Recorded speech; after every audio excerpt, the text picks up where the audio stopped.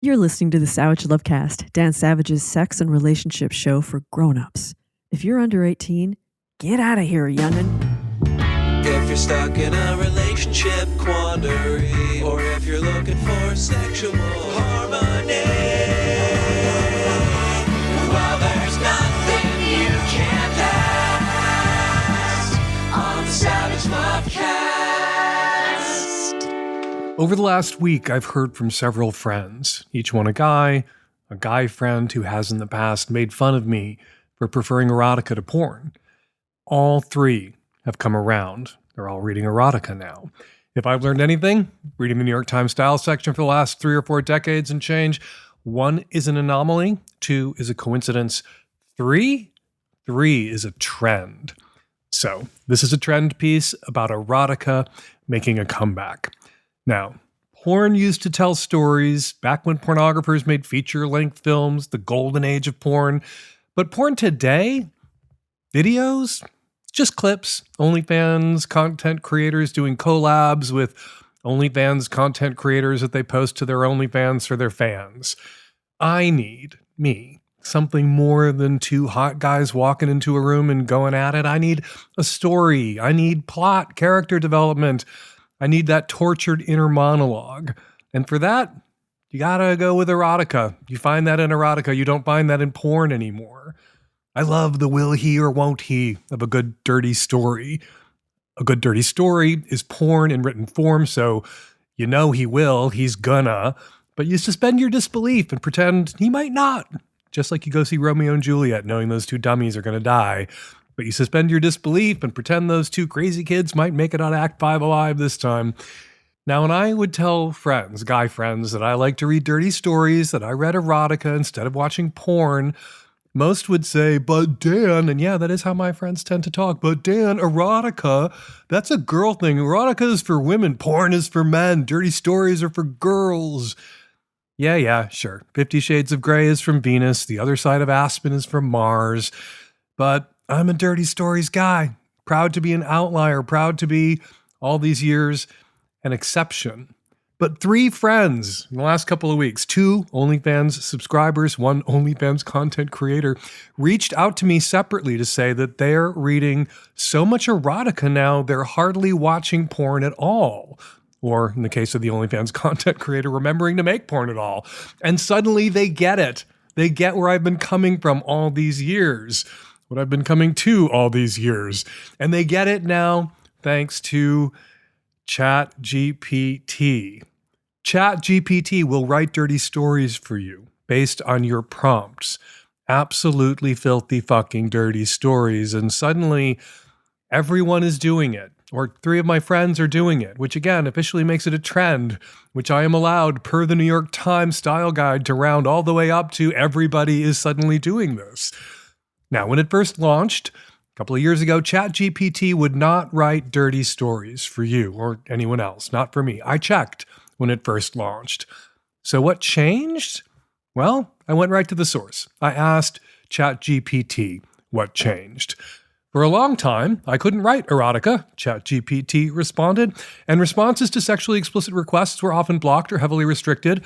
Over time, OpenAI adopted a more nuanced content moderation policy that allows for adult content, including explicit and even filthy stories, as long as it's consensual, legal, and not exploitative or exploitative, depending on how you like to say that word. Now, one thing all 3 of my friends noted about ChatGPT writing dirty stories for them is how ChatGPT likes to play hard to get. Give ChatGPT a filthy prompt, the story you want it to write, and it'll say, oh, I couldn't possibly. And then you say, please, come on, please, go ahead, you know you want to. And then ChatGPT pumps out the filthiest fucking shit you have ever read in your entire life. And then it offers some suggestions on how to make your already filthy fucking story even fucking filthier.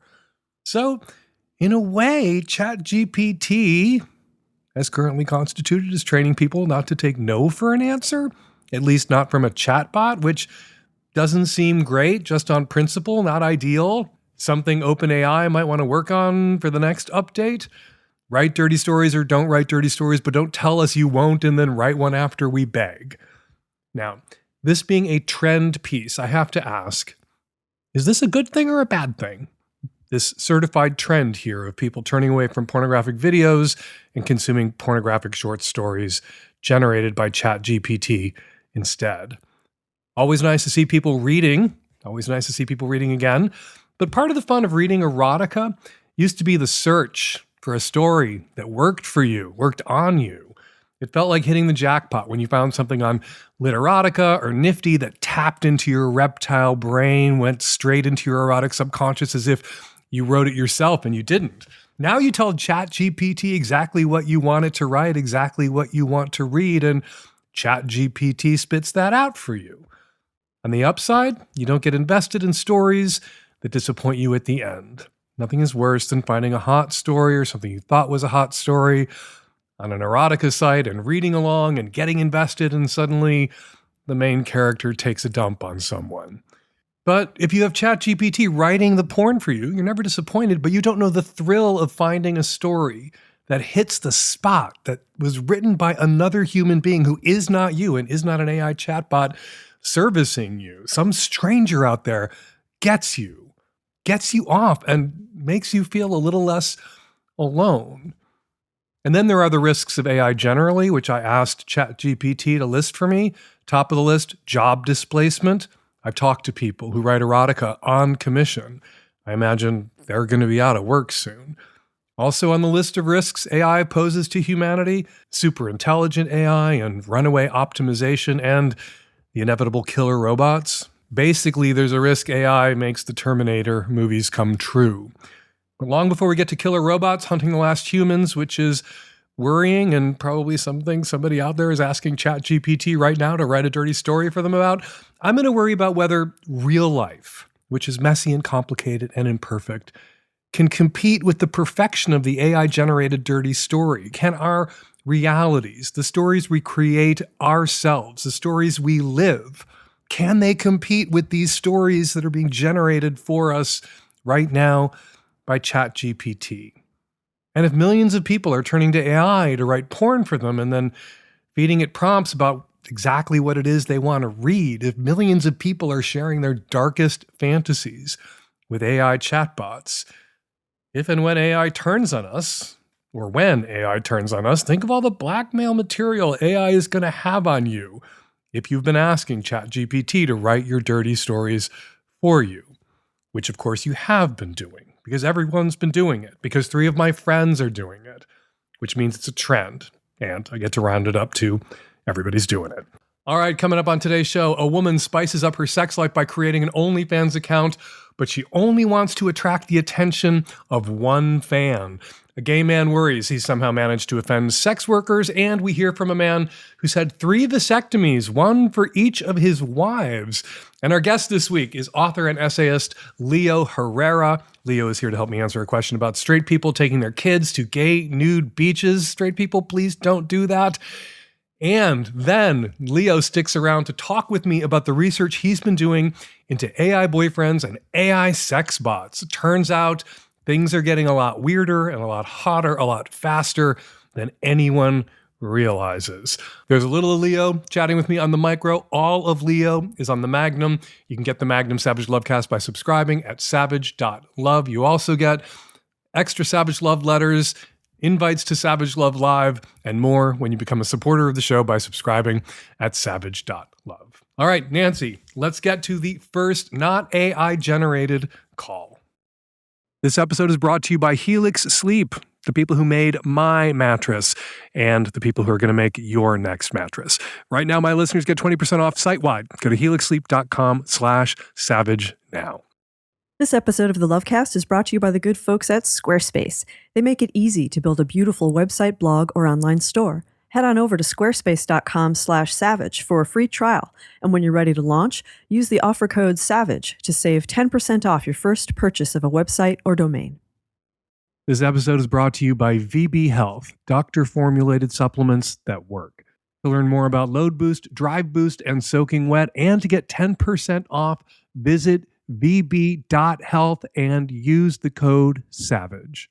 Hi, Dan. I am a 55 gay non-binary person, and I am fairly progressive, fairly sex positive kind of guy.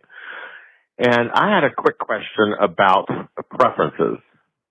So I had a hookup ad on one of the many hookup ad sites, and I had put as a line in my ad, to save everyone's time, no, I'm not generous. And because I'm not interested in hiring anyone most nights. And I had a person contact me and read me the riot act, saying that putting that was like saying that I'm not into blacks or not into Asians.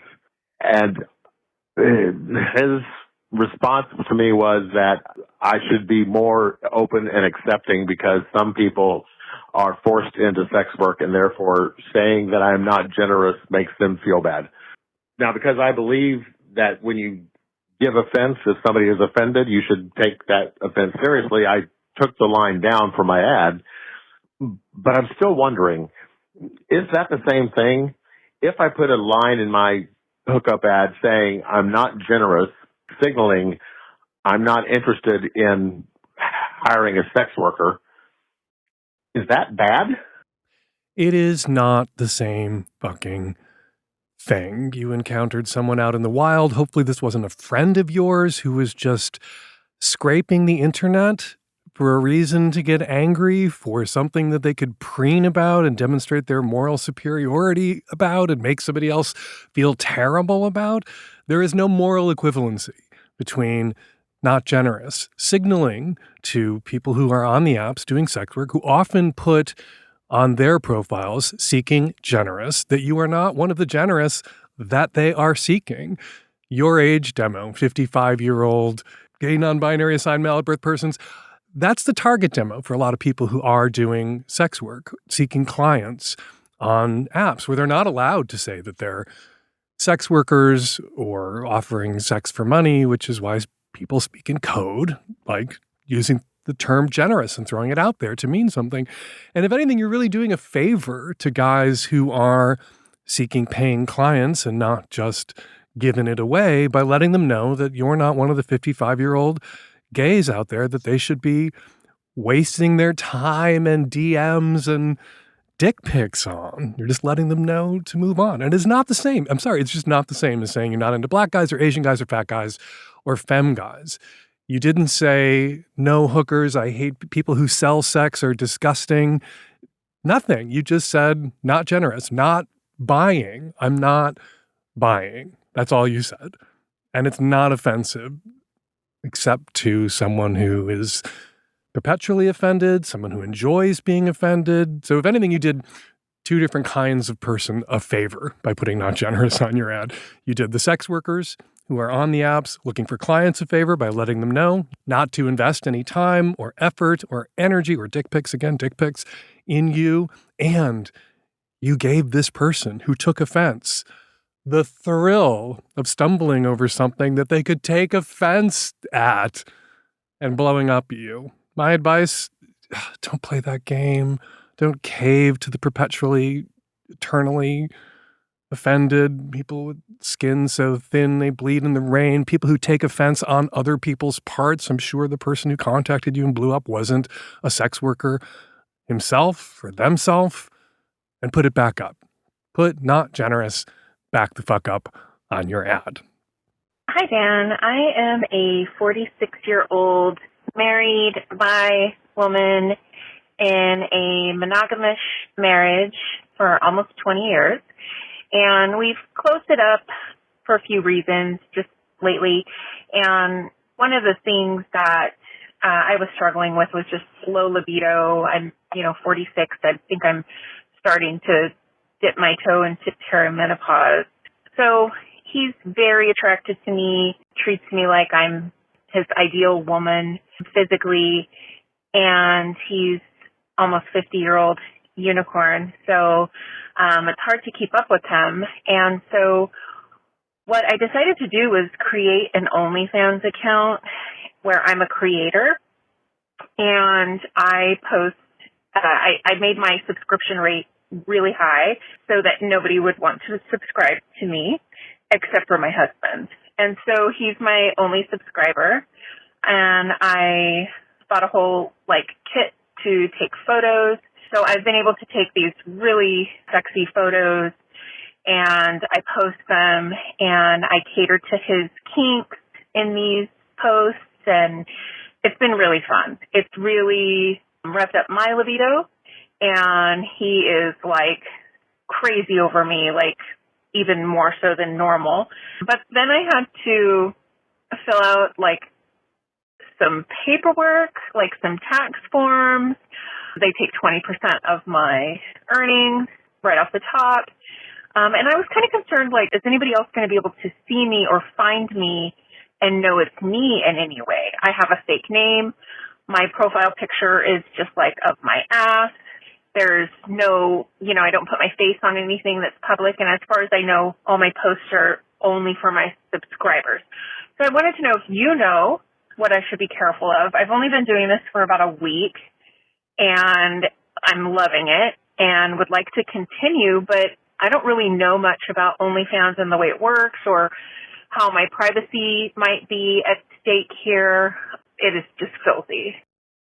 The Ashley Madison leak, which was at least 15 years ago or a decade ago, all these people who got on Ashley Madison, which was a hookup website for married people seeking affairs, shared their contact info, their real names, uploaded their credit cards. I don't know if they uploaded ID, but they were assured that their privacy would not be violated, that their data, their info was secure. And of course, there was this massive leak that outed all of these people who were having or contemplated having affairs. A couple of people, I think, I'm not going to look it up right now, but I'm pretty sure I'm recalling this correctly. A couple of people wound up killing themselves, and people got divorces. A lot of people got divorces in the wake of the Ashley Madison leak. That was 10 years ago, at least, and I'm sure all of these websites that ask us for our personal data are better about it. Oh, wait, just last week, The Tea, which was a website where women shared information about men that they had dated that they didn't think were great guys. There was a massive leak, and tens of thousands of women who had gone on this website to post sometimes pictures and real names and contact info of guys that they had been dating, that they were warning other women off. And, women are people. Sometimes women are crazy or vindictive. And so maybe not every guy on the website was an asshole, but certainly the overwhelming majority probably. But all these women were outed and attacked, and their personal info was dumped online. And a little morally ambiguous because the whole website, the idea of the website was people getting online to dump other people's personal info online. And then how do you object? What leg do you have to stand on when then it's your turn and your personal info is dumped online? So obviously, websites that assure you that your data is secure with them, that they take your privacy seriously, that they have these layers of security and you're never going to be outed, you never know. There are no guarantees. Anything you put on the internet, anything you share online could someday be traced back to you. That said, OnlyFans has been up and running for a while. OnlyFans attracts a lot of positive and negative attention. Yeah, I imagine OnlyFans has been attacked, been assailed, and yet there have been no leaks. So, is your information safe with them? Maybe. Looks like it might be. Hopefully it is. But there are no guarantees. You just have to do a risk-benefit analysis here. Is the, I think, really small risk of somebody figuring out that's you with the ridiculously expensive OnlyFans account that just one person subscribes to, going to figure it out that it's you? I think the risk of that is low. And obviously the reward has been great. It's kickstarted your libido, which needed a boost during perimenopause, and you and your husband are reconnecting and you're enjoying showing off and probably also enjoying the risk and tempting fate a little bit. And you find this arousing enough to disappear 20% of the money that your husband is spending on getting your dirty pics from you in this way, from this platform, where, again, I'm sure a big part of the thrill for you is that you're showing a little ankle in a public place. It's a public place that you have taken some steps toward ensuring that only your husband can enter. But you never know. You might pick up a second subscriber someday.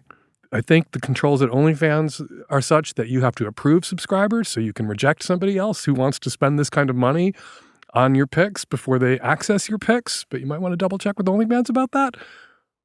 But I think you're safe. I think you're reasonably safe. And I gotta say, like, a lot of hand-wringing here, a lot of worst-case scenario disorder mongering.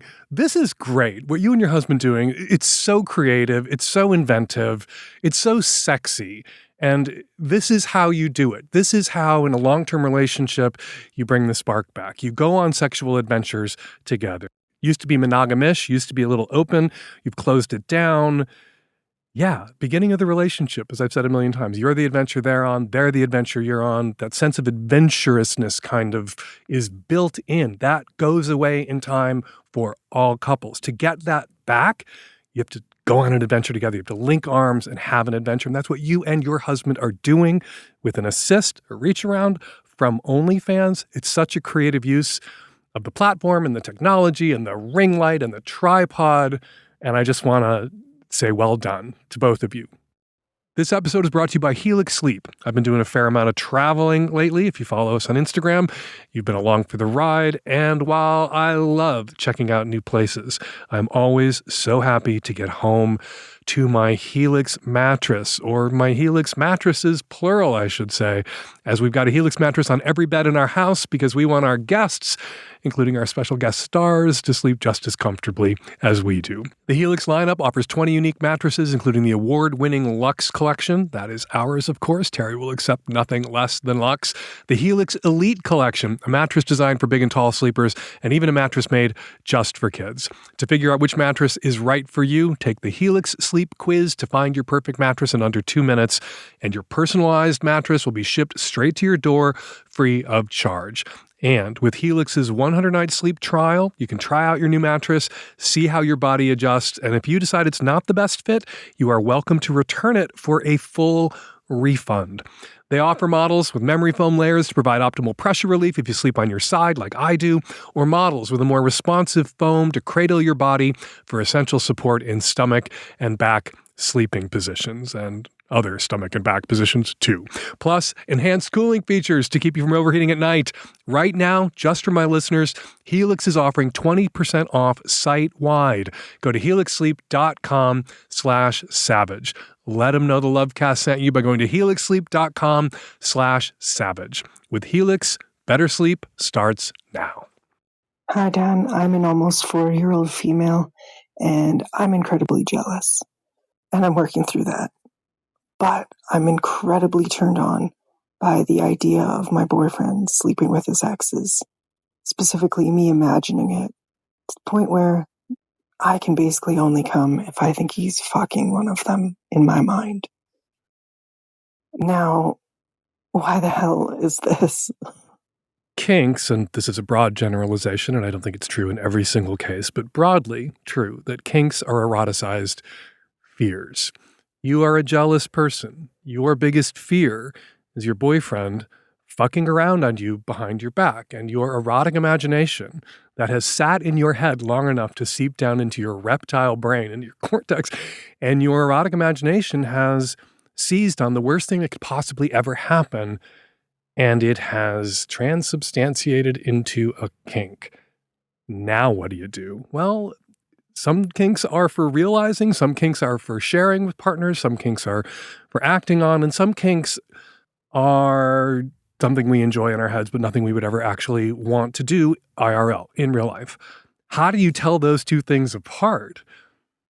It's hard. There are people who thought they would be turned on watching their partners have sex with other people, allowing their partners to have sex with other people, wannabe cucks who begged their spouses for years to fuck somebody else, and then had meltdowns, had really negative reactions to the reality of their partner fucking someone else, as opposed to the fantasy of their partner fucking someone else. We are in complete control of our fantasies.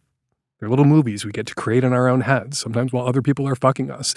And it only unfolds, it only happens as we would have it happen. Like, in real life, when your partner is fucking somebody else, it might not unfold exactly how you want it to unfold. You're not an animator. You're not a puppeteer. These are two people with agency and desire, and you don't know how it's going to go until it's gone.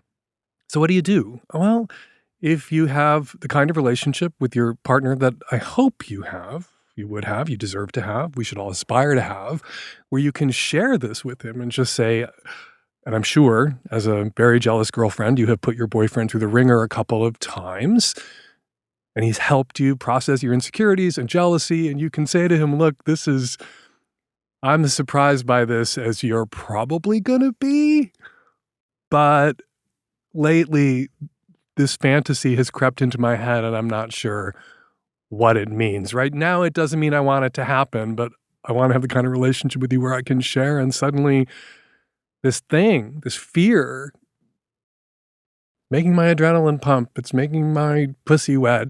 It's what I think about when I'm masturbating. And then you can explore it in a low-key baby step way with your partner, maybe through a shared fantasy, through dirty talk when you're having sex.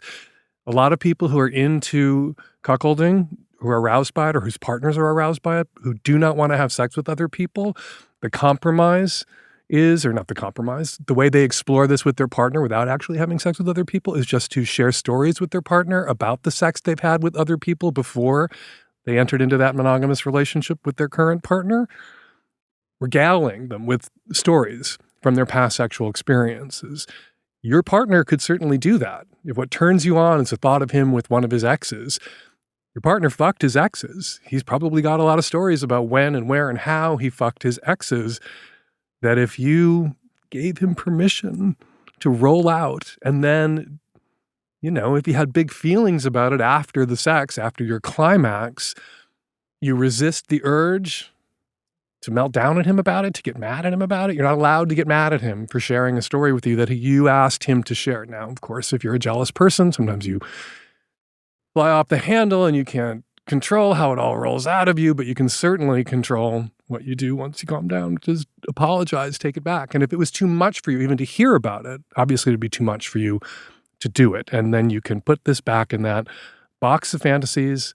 Almost everybody has one that is something that they are turned on by the thought of, but don't ever actually go there because the reality, they know because they've experimented or because they just know, isn't something that they could handle.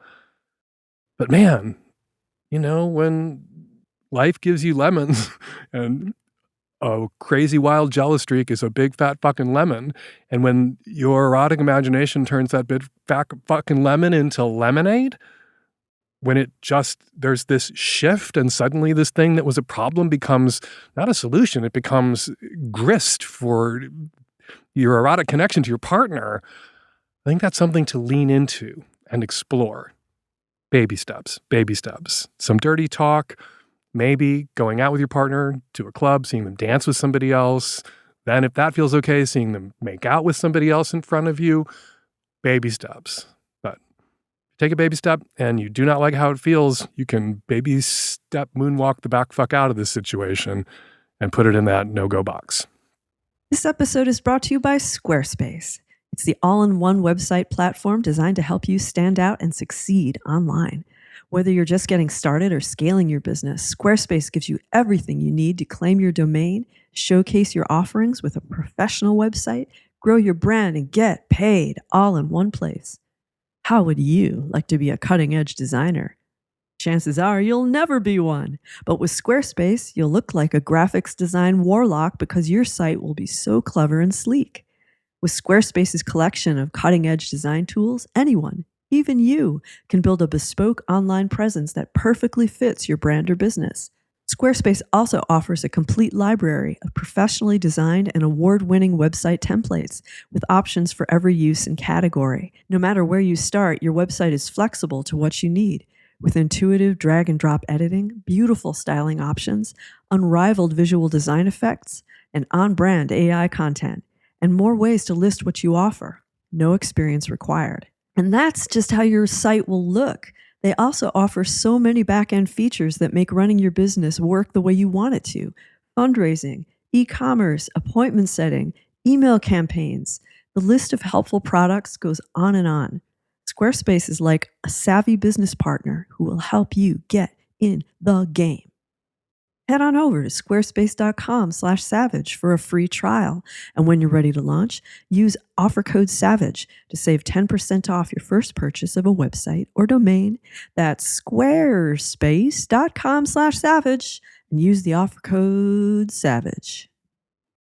Hi, Dan, Nancy, and the tech-savvy at-risk youth, 40-something cis gay male here in Portland, Oregon, calling about the issue of families and children at a queer clothing optional community beach area. We have a state park here that is clothing optional. Typically, there's a section that the straights and families tend to go towards. And then we have the de facto queer area, including an island in the middle of the river that you have to cross over to, and is, for the most part, a gay heaven. We have people of all shapes, sizes, colors, walks of life, trans men, trans women, gay men, lesbians, all sorts of people. It's a super safe space, and it's kind of Portland's answer to a calmer, more accessible Fire Island or Provincetown. Really love going out there and being part of that community.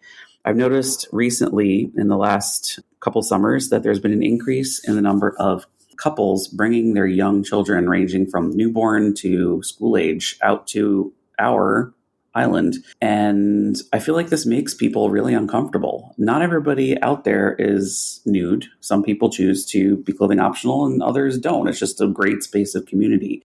And the majority of these couples bringing the kids are male, typically a male presenting person and a female presenting person. Sometimes they're nude, sometimes they're not. Sometimes the kids are nude. I feel like there are so many places in Portland and the rest of the country for progressive parents to be able to teach their children about body positivity, how, preventing shame when it comes to genitals or sexual expression or identity expression. There's so many spaces for that, and it's so supported here. But I think this isn't the place. We as the LGBTQ plus community have been falsely accused of many things by the religious right to take our rights away, including grooming, predatory behavior, all sorts of things. And I think people are really sensitive to that. And it makes a lot of the queer community on the island uncomfortable. I don't want to gatekeep. I don't want to overreact if this is something I should just let go, but it truly makes me uncomfortable. And I think it makes a lot of people uncomfortable. What are your thoughts about this? Should children and families be showing up to these clothing optional queer spaces, or are there other places that they can do this? Leo Herrera is joining me to help tackle this question. Leo is a Mexican queer artist and writer-director of The Fathers Project, a sci-fi documentary which imagines a world without AIDS.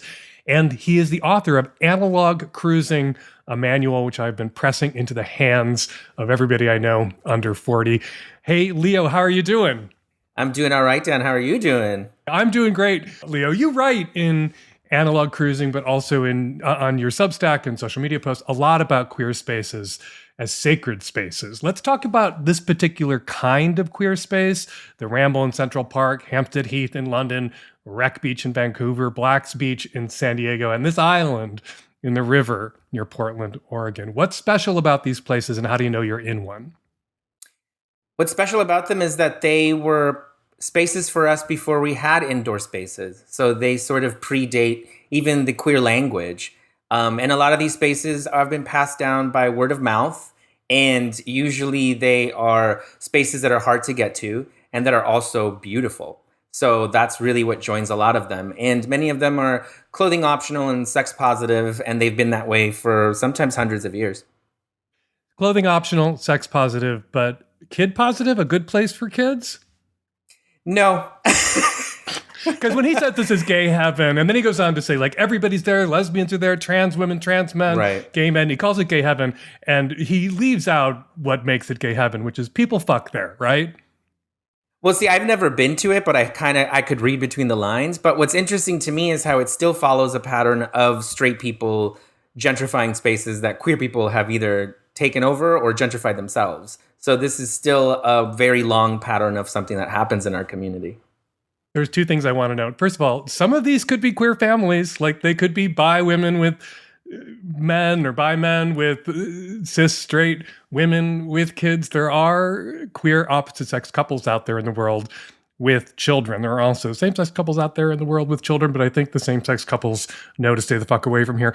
The other thing I wanted to mention was, like, when I was a young gay man in Chicago, when I was a kid, there were these places at the Belmont Rocks that were just this part of the lakefront. It was gorgeous, but it was covered in bushes, hard to get to, and people fucked at the Belmont Rocks. If you go to the Belmont Rocks now, it's scraped bare. There are no bushes. There is an AIDS memorial. There are no bushes, and it's not a place people go to anymore. The gay beach now, where sometimes things happen, often in broad daylight, is Hollywood Beach in Chicago. Like, the space moved. Could this be happening here? Do these spaces move? You say these places are passed down from generation to generation through word of mouth, but they're not static, right? No, and I mean, that's part of what their strength is. And it's funny that you mentioned it because I was just in Chicago and I did the park cruising and I went to Hollywood Beach. And these spaces absolutely move. I think the main issue, and I think the crux of the problem here, is the presence of children. And I think because of the political climate that we're in and because of the sensitivity that people have to their kids, rightfully so, we should be a little concerned about that. We wouldn't let children into some of our other spaces. And, you know, children bring forth many problems on their own. And this is something that I write about a lot in the cruising manual, is the way that we operate within these spaces and respect them. For example, you know, it only takes one child to pick up a dirty condom, and all of a sudden the bushes are trimmed and the cops come in. So I think that the concern about the children is a very important one. And I think that there should be a community discussion, as he's having with you, about whether or not that's acceptable. And some things are meant to be gate kept. You're dating yourself by mentioning the possibility that there could be in one of these spaces a used condom, as if anyone in any one of these spaces would even know how to unwrap a condom, much less get a condom onto his dick. I'm talking like it's 2012, Dan. This is a problem. You know, there's a queer space. It's public. You obviously, the caller says, you know, this isn't the place for families with small children, but who gets to decide? And then the caller says, I don't want to gatekeep, but caller kind of does want to gatekeep. And, you know, you're not allowed to, gatekeeping is the great moral sin now in queer spaces. You're not allowed to tell anybody that they can't come in for any reason. And yet you would think people would have the sense not to bring kids into what is an open air public sex environment.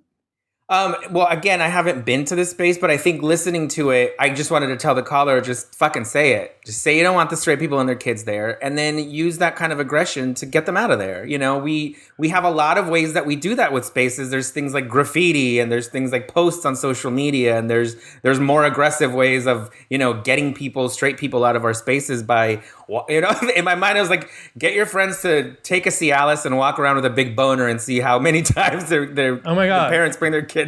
To see how quick the police are there arresting people for having boners in places where people had boners, which is why for a long time, because now there are kids there who saw the boner. Right. So your boner could be kid repellent or cop attractant. Exactly. And that is, a battle that we've had since the beginning of queer history, right? Is like, how do we gatekeep stuff? How do we keep the cops out? How do we keep the children out? How do we welcome people? But I do understand the anger around the caller's, you know, the tone in his voice and the way that he was trying to balance this old battle of gatekeeping and welcoming people. But I mean, it really comes down to the parents, and a lot of these parents are just very clueless. You know, it's like when I see strollers on Fire Island, and I'm like, really? You have so many other places to go to?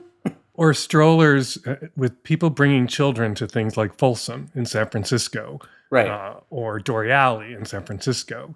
I have been to Folsom in Berlin. I have never seen a kid within a mile of Folsom, Berlin. But people will show up near or at something like Folsom in San Francisco, and then a picture will go out of a kid with people in fetish gear at a fetish event that's public, but there are literally gates you have to pass through. It is self-selecting, and yet rather than dinging the parents for being so for not having any boundaries and bringing their kids to a fetish event, people ding queer people for having fetishes, as if Folsom now isn't like at least half straight. Exactly. So, I mean, there could be more guerrilla ways to sort of do a straight repellent by putting up signs or graffiti or things like that. That would be like, keep straight people out, as Mexico City and Barcelona are doing for tourists. So there is that option. So we do have options to let straight people know to stay away. But again, straight people are always going to move into where queer people go to because our spaces are fantastic and they're usually really pretty. My conversation with Leo continues on the Magnum version of the Savage Lovecast. Leo and I talked about AI boyfriends, sex robots, and Leo's favorite topic, cruising. All of Leo is on the Magnum version of the show, which you can subscribe to or give as a gift at savage.love. All right, let's talk about something that's often whispered about other places. We talk about it out loud here. That is libido. If you've ever looked for a supplement to give things a boost, you know it can feel like you're wading through a minefield, right? So many options, so many questionable ingredients, so much truck stop Viagra out there. It's a market notorious for products, clogged with products that feel more at home in a gas station and that truck stop than in your wellness routine. That is why we are excited to tell you about Drive Boost from VB Health. VB Health has changed the game by focusing on what truly matters, trust and transparency. Imagine a libido supplement formulated by doctors, one that's rigorously third-party tested so you know exactly what you're getting, and it's made with care in the USA. That is Drive Boost. Drive Boost is unique because it's formulated for both men and women, and it works. So, if you are ready to ditch the shady stuff and choose a libido supplement you can feel confident about, it is time to check out Drive Boost. Learn more and get yours at vb.health. Seriously, go take a look. Do your own research. Check it out. vb.health. Visit vb.health, use the code SAVAGE for 10% off, or click the link in the episode description. Let them know the Lovecast sent you by going to vb.health and using code SAVAGE, again, for 10% off. Hi, Dan. I'm a 50-year-old straight male, and I'm married for the third time. I recently got a vasectomy because my wife has been on the pill, and we don't want her to be on the pill anymore, and we want to really enjoy sex. We've decided we don't want to have children. The thing is, this is my third vasectomy, and before you laugh, it really is possible to get vasectomy reversals. I had a vasectomy in my first marriage. Thing is, I've never told any of my wives about the vasectomy reversals on the previous vasectomies. Do you think I need to tell my wife about this? We really enjoy sex. She would never guess that I had a previous vasectomy. And I guess, though, I'm starting to feel like I'm holding a lie, and that maybe there's some deeper reason why I keep getting these reversals and these vasectomies. And even though I didn't say it, I'm pretty sure all of the women I've been with think I got the vasectomy just for them and it's my first. So what do you think, Dan? Should I tell my wife that this is my third vasectomy? Full disclosure, you said before you laughed, and it was too late. I had already laughed. Look, you've been married and divorced twice. This is your third marriage. I really don't think your previous marriages have failed based on your not disclosing this particular fact about your vas difference, this particular fact about your sac, that you've gotten these vasectomies without telling your wives. But I think there's something that this symbolizes, some larger dysfunction where you are not open and honest with these women that you marry, and not just about this issue. I can't imagine that someone who doesn't tell his wife that he got a vasectomy, that he got a vasectomy reversal, that he got another vasectomy, that he got another vasectomy reversal, and that he's going to get another vasectomy that he could one day get reversed for somebody else, that's not the only thing that you haven't been open and honest about with your many, many spouses. So, seems to me that if you want this marriage not to end the way your previous marriages have ended, that you should behave differently. And one way that you can behave differently is to be honest with your wife about what seems to me part of your sexual history, part of your marital history that you shouldn't hesitate to disclose to her. Vasectomy reversals are possible. They're usually successful. You got vasectomies for reasons. More men should get vasectomies. We should talk about them more. It should be normalized that men can get vasectomies. And men should be aware that you can have a vasectomy reversed. So it can be a very effective means of birth control that takes the burden off a female partner's shoulders. That then doesn't necessarily preclude you having children with that partner at a later date or some subsequent partner if you change partners or change your mind or acquire an additional partner, because polyamory is a thing. And you might have a partner down the road who wants kids that you want kids with, and that your primary partner or current reigning spouse approves of that move. Who knows? There's lots of different ways you can game this out. But what we know about you is that you've been married and divorced twice. This is your third marriage. And extrapolating, inferring just from this that you haven't told your wives about getting vasectomies and getting vasectomies reversed makes me wonder what else you're not being totally honest and direct with your wives about. And I would ask you, how has not being honest and transparent and direct and open with your wives worked out for you? And the fact that wives in that sentence is plural, I think, is evidence that it hasn't worked out well for you in the past. So err on the side of being honest about things that you should be able to be honest with your wife about. Things like when and whether you've had a vasectomy and how many vasectomies you've had. All right, it is time for listener feedback. First up, a few of the comments listeners left in the comment threads about last week's show. Says Tall Canadian, some years ago, a guy I met online asked me to fin-dom him, and since I had many of the same concerns as the caller this week about fin-dom, I declined. Later, I learned this guy lived in one of the wealthiest neighborhoods in the U.S., and I regretted my choice because I could have used the money. More recently, a close friend shared that he was into fin-dom as a sub.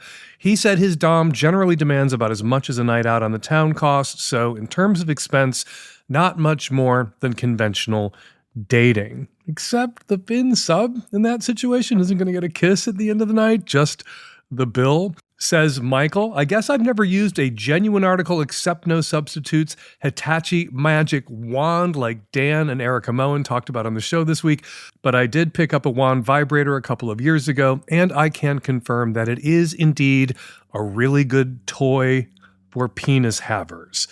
My God, every time I see penis havers written down, I hear penis halvers in my head, and no, they are not the same thing. If you know, you know. If you don't know, don't Google it. Says Jay Aglow, I was surprised at Dan's advice for the man conflicted about his treatment from his straight male friend at work who's light doming him. It might be okay to just enjoy the ride, like Dan said. More likely, it will not end well. There is a great deal of difference between bullies who are inclined to sadism and consensually playing doms who, while enjoying sadism, are also concerned with the well-being of those submitting to them. This man, the man the caller is playing with, seems dangerous. Says Dimples and Dumples about the same call. I think Dan's advice to enjoy it, the domination, keep quiet about it, and look for it from someone else who's gay and enjoys it too, is good. This man does seem dangerous, especially as he's straight and seemingly unaware that his buddy is gay and getting off on this treatment. I think the caller should enjoy it while he can, while looking for the same with a gay man who likes being his top. This, what the caller's doing now, is not sustainable, but enjoy it while trying to move on. That is good advice, and that is good advice. That is actually, as Dimples and Dumples acknowledges, the advice I gave.